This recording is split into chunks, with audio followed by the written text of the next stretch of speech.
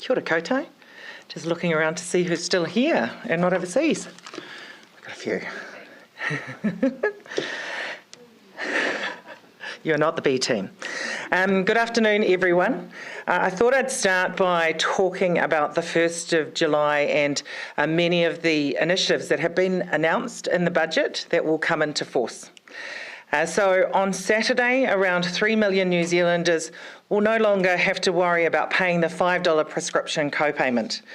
It'll make it easier and cheaper for New Zealanders to access the medicines they need, and will have a meaningful impact for many households, particularly those who have multiple prescriptions to fill in on a regular basis.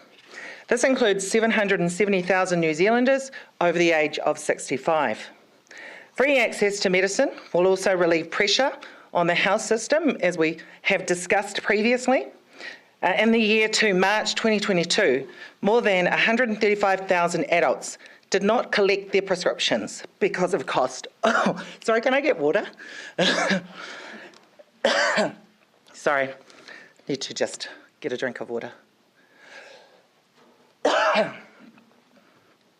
Good start to the first one.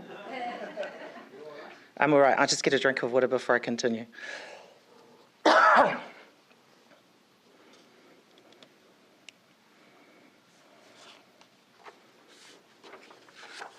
Usually Chippy has that here. Oh.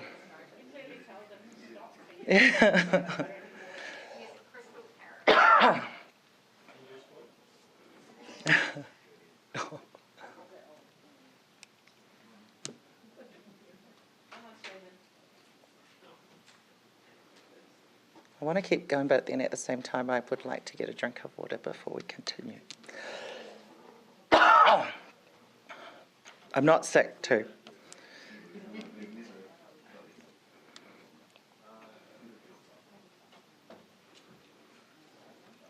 Okay, we might try and keep going.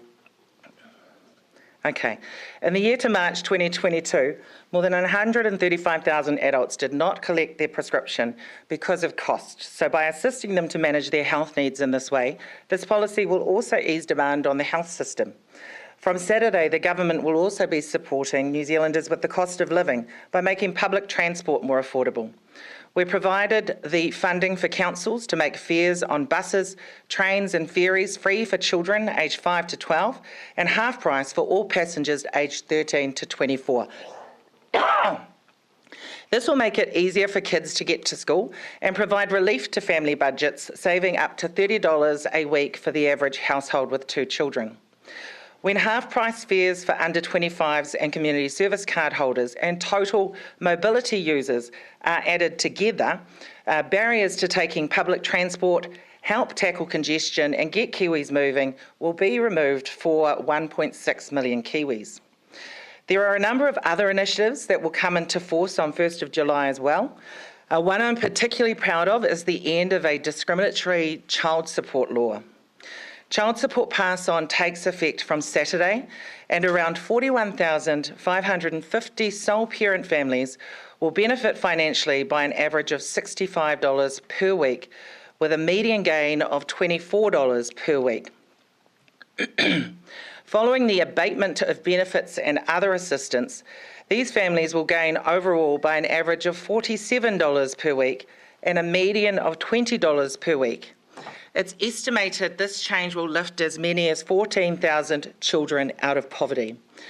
This is a change to a policy that dates back to 1936 and which was incredibly complex. It's taken some time to unwind it, so to see the progress has been incredibly heartening. Sole parent beneficiaries can expect their first child support payment from July to be in their bank accounts in August. Okay, I'll stop there and just take a drink if that's okay. I can also announce today that the government is providing an extra $6 million for organisations such as food banks to help meet the increased demand we're seeing post-weather events. This is on top of the $26 million announced in Budget 2023. During COVID, these organisations saw a big uptick in demand for their services. And they have not yet returned to pre-COVID demand levels. So this funding over the next 6 months will help ease the transition from the one-off COVID funding back to baseline. We'll be keeping an eye on the need in the sector and respond further if required. Finally, the government is also tasking providers and organisations to help more Kiwis obtain their driver licence. The next financial year will see 15,000 places available across the motu for people to complete a program that will provide driver licence support. The program of support may include professional driving lessons, access to a legal vehicle to take a test, eye tests and licence and testing costs. We know that having a driver licence is a key requirement for up to 70% of jobs. However, there are many within our community that can't access training or tests due to the costs and other barriers. Through Budget 2022, we're supporting an estimated 64,000 people to overcome these barriers to gaining their driver licence. This targeted support will also help turn the tide on the number of people whose criminal records start with fines for driving without a licence. It really is a win-win. And lastly, to the week ahead, I'm in the House all of this week, so Tuesday, Wednesday, Thursday. On Friday, I'm in Blenheim, opening the new Marlborough Library and Art Gallery and visiting an employment provider. And to mark 1st of July this weekend, I'll be making my way around the Otara, Avondale and Grey Lynn markets with our local Auckland-based MPs. I'm now happy to take your questions. But hang on a second, I'll just do this again. When it comes to law and order, do you think the National Party is scaremongering, right? Well, I think there's a couple of issues with what they announced over the weekend. The first is the lack of evidence base behind some of what they're saying. And the second big issue is the cost and the fact that they don't know the costs of any of the initiatives that they have proposed. And so those are two very big issues, whether or not what they're proposing will even, in fact, be effective, and secondly, whether they have the money or whether they even know how much money it will cost. To rehab, though, the government isn't offering people who are on remand access to rehab programs if it's related to violence or sexual offending, whereas the National Party says that is what they would do. Why won't the government do that? So Minister Davis has already tabled a bill in the House that will see those that are on remand get access to some support that they haven't previously been able to access. It could be to do with getting support for literacy. It could be to do with support for something like alcohol issues that they face. There are some things that are a little bit difficult to offer someone in remand, particularly if they have been charged with something that they haven't yet been found guilty of. And so it would be difficult to see those people voluntarily taking up any courses that could actually influence the outcome of their court case. In October last year, Stuart Nash said there would be no more financial support to Ruapehu. Alpine Lifts, then in December you put up another 6 million, today another 5 million. When does the money train end? Look, I won't call it a money train, but I would say that it is really important to us. I mean, Ruapehu, that region, what is, it's part of Aotearoa, it's a taonga to us, and clearly there have been challenges there. And so we need to support with regards to finding a solution. I think a media release has gone out. There is another party that is interested in potentially taking over. So, but in the meantime, there is a need to make sure that we still provide access and support so that it can continue for for New Zealanders. Is that $5 million a loan or a gift? Let me just check that. I can't remember what the answer to that question is, so I'll just check that. But essentially, aren't you just throwing good money after bad? Look, it's not a situation anyone wants to be in. We wish that they hadn't gone into liquidation, that we weren't in a position where we needed to support, but we need to, and people still want to be able to access this taonga, and we understand that. It's an interim solution, and so we certainly want some more certainty and to find a solution for the future, but in the interim, we are providing some financial support. The Crown has already publicly backed Pure Tūroa and Whakapapa Holdings. So what's changed now? Oh, look, I mean, I think the minister's put everything out. It has been not the situation that we would want to be in, but we certainly want to still provide access to New Zealanders. We have to step in here because no one else will for the interim, but we are looking to find a longer-term solution. This looks nothing short of shambolic. What do you say to communities like Owakoni who were actually banking on the two private bidders hitting the ground running? Oh, it's unfortunate that we're not in that position, but we're certainly going to be working hard to find a solution. Will any of that $5 million go to life pass holders? I don't think it's intended to go directly to life pass holders. It's to keep the place operating in the interim until we find a longer term solution. Minister, do you think the effects of climate change have been overlooked somewhat in the debate on Ruapehu? I mean, we're well into winter now, there's not much sign of snow there. Does it really have a future long term?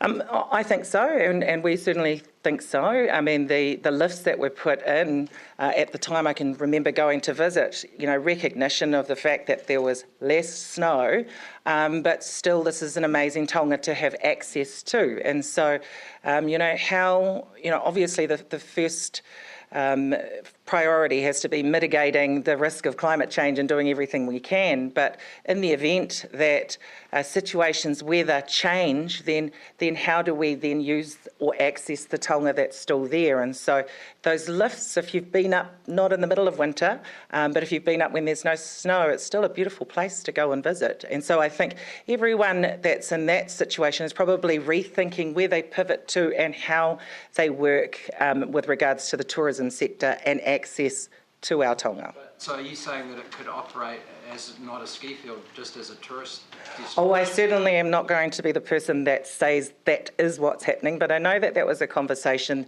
that was raised with me when I was visiting a couple of years ago. I have some questions for you as Workplace Relations Minister. Sure.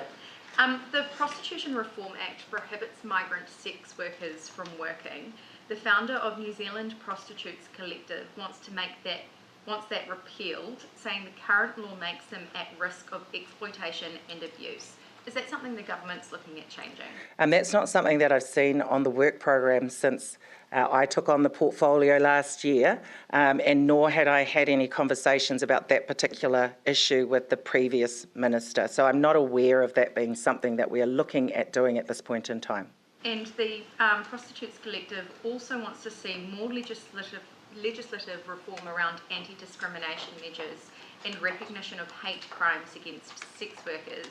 Again, is that something that the government would consider looking into?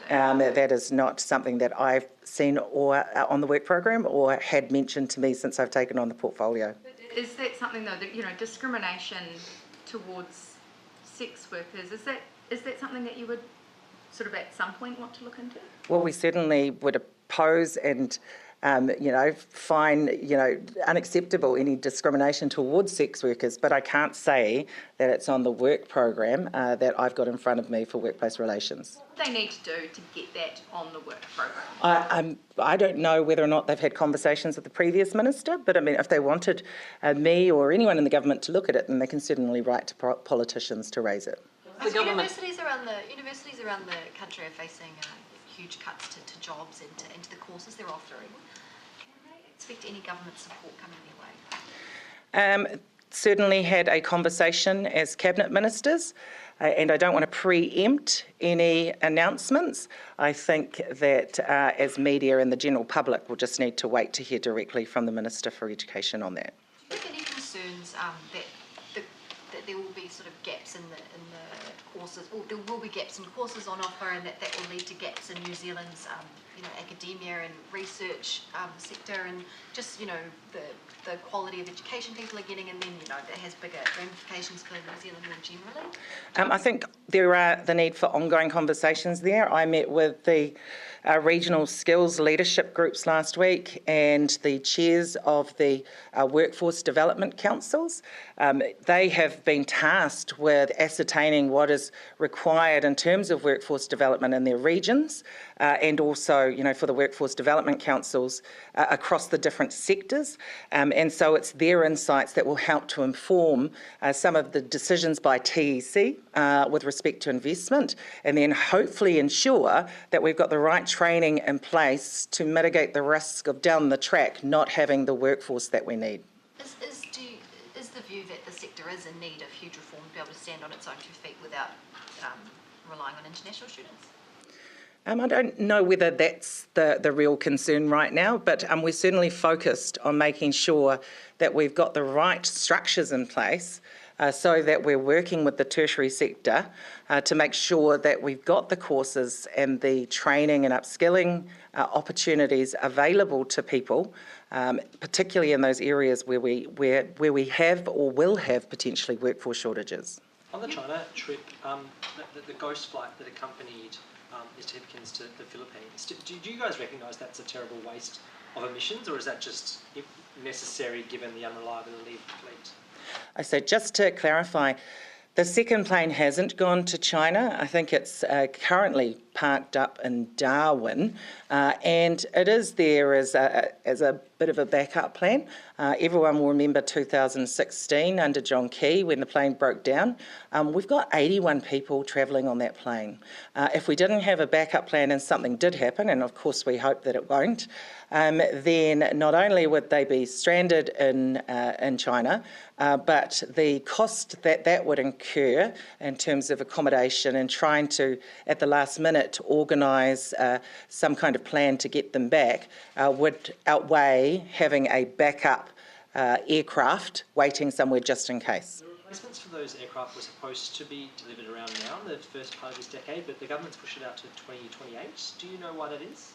Well, I mean, that's the plan that I've seen, is that they are due to be replaced 28 to 2030. And so, as far as I know, we're on track for that plan.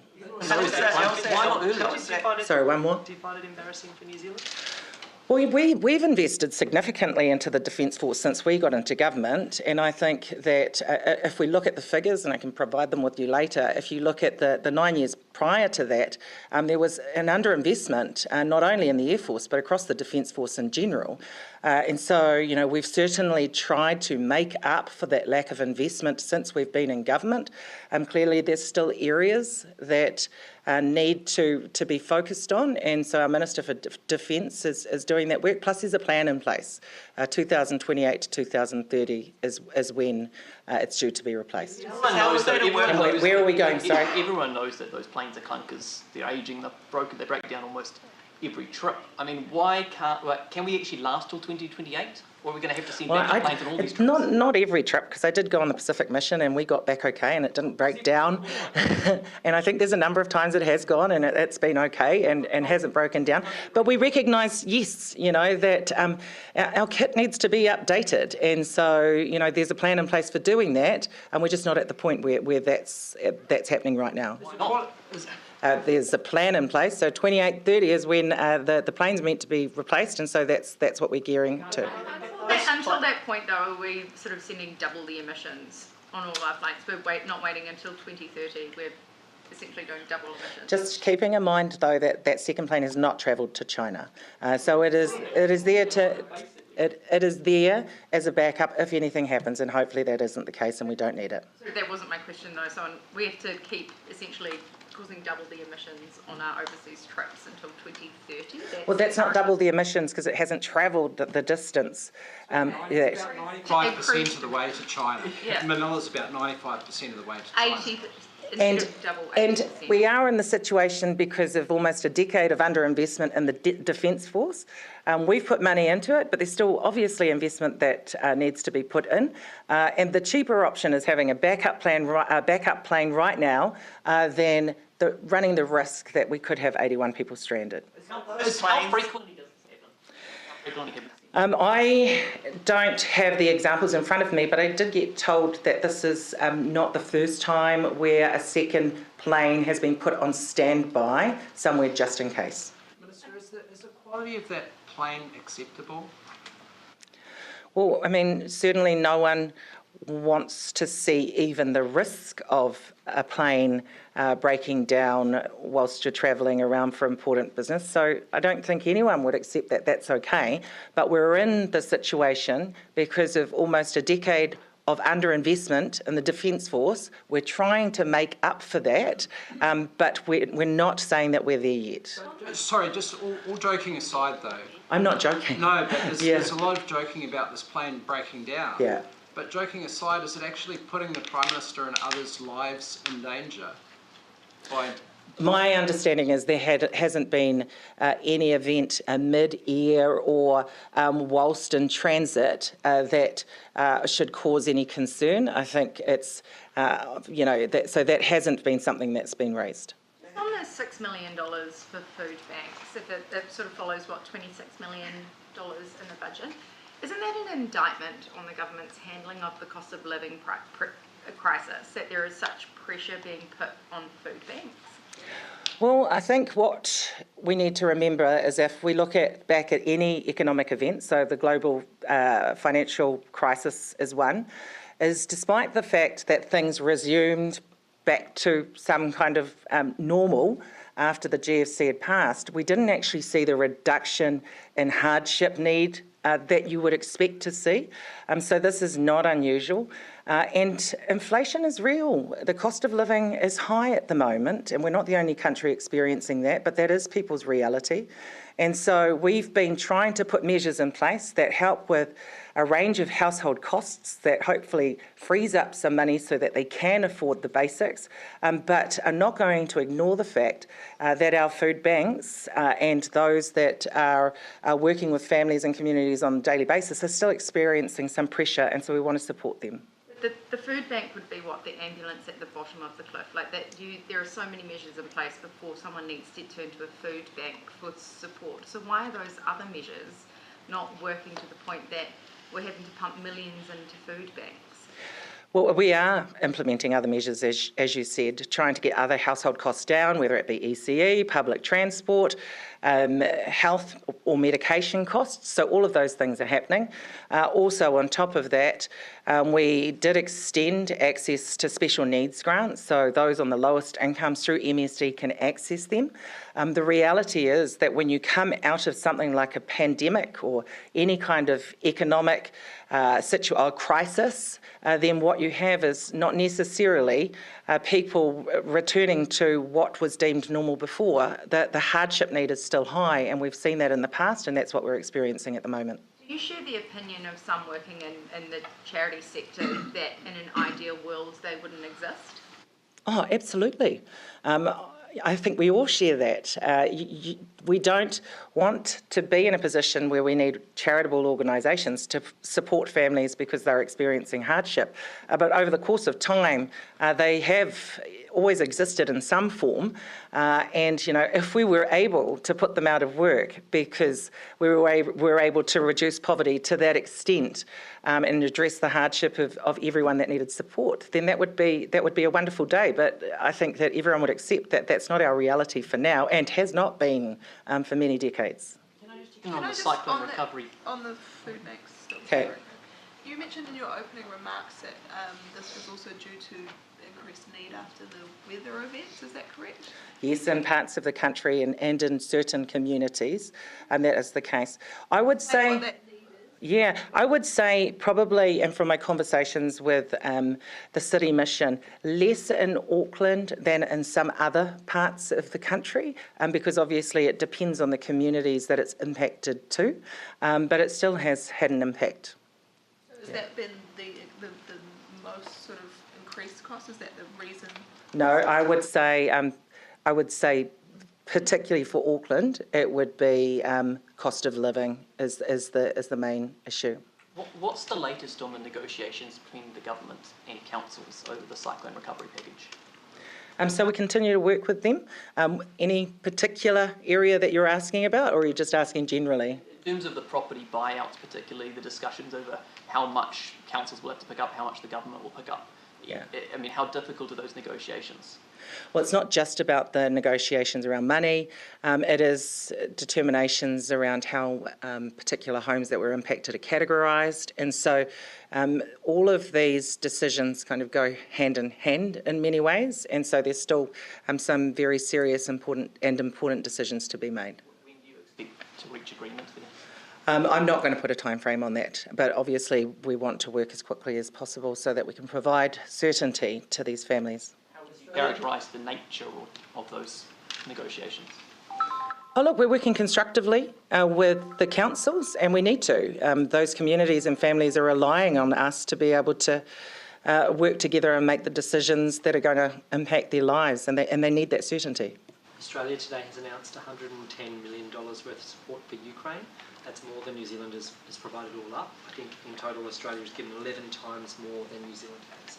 Does New Zealand need to step up to the plate and provide more support to Ukraine, in your opinion? Well, my understanding is the support that we've provided to date has been received really well, and certainly from Ukraine themselves, I haven't seen or heard of any criticism with respect to what we've tried to do and what we've been able to do. So we continue to watch the space and see where we can support. So your argument is that's what you can afford? Well, it's also just watching the space and seeing where else we can add value and we can support. We'll make changes as time, or we'll make decisions as time goes on. But there's a number of countries, including us, who want to support the Ukraine, and so we're all lending a hand to that. And then we just continue to ascertain as we move forward if there's anything else that we can do. My press sec is doing this, wind it up. Plane, isn't that really about political expediency? You don't want to look like you're buying a plane and, for the Prime Minister. I don't think that's it at all. There's a plan in place for when those planes will be replaced. And we're sticking to that plan. In the meantime, because of past experience with overseas travel, particularly going that far, a decision was made to have a backup plan. And so, having a plan B or a backup plan is actually a good thing. And we will be looking to replace those planes. So it's... Not until 2028 at the earliest. Those planes will be 40 years old by then. How is it acceptable to put Prime Minister on a 40-year-old plane that could break down? Well, he's comfortable with his travels, and clearly he wouldn't have gone if he thought that he was at risk. And so the risk of it breaking down when it's there is the thing that we worry about, because it's happened before. It hasn't happened every time, but it has happened before. And so Plan B was decided on, and so I think that that's acceptable. As I said, it would be more expensive if we had 81 people stranded in China, and I think we'd cop a whole lot more criticism if we hadn't put a plan in place to avoid that happening. It's going to be more expensive, though, to continue having these ageing planes. They've been called ageing for about a decade now, by the way, and continue to use these planes and use an extra plane as well, rather than just biting the bullet and buying a new one so that you don't have to take two planes at once. We're not jumping ahead. There's a plan in place for when replacement will occur, and so we're committed to that. And as I said, we have significantly increased the investment into our Defence Force over our course of time.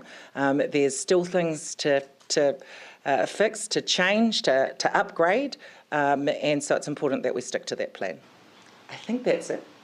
My press sec is saying that's it. Okay, thank you very much. Sorry for choking at the beginning.